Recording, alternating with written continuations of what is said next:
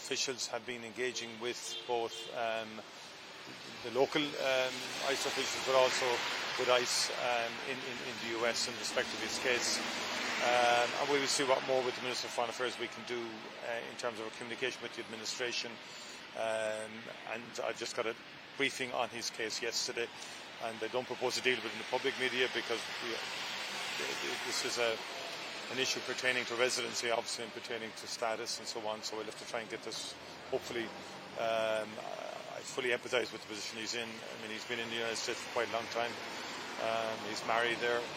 I'm not clear on the full background to it, but certainly we would like to see him out of that facility. We've been concerned about Irish undocumented for a long time through a whole range of US administrations, long before President Trump came to office.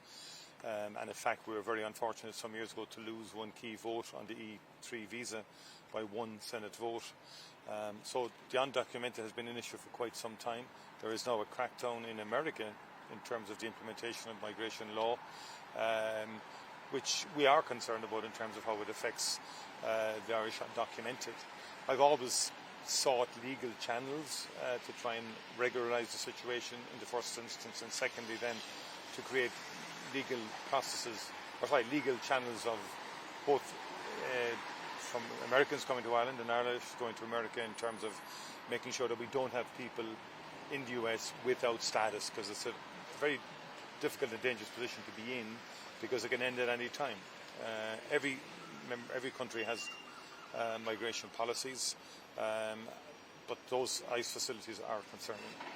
But I mean, we've been raising the undocumented for a long time now, and we've made progress in earlier times in respect of it, but in more recent times it's become very difficult because of the nature of the migration debate.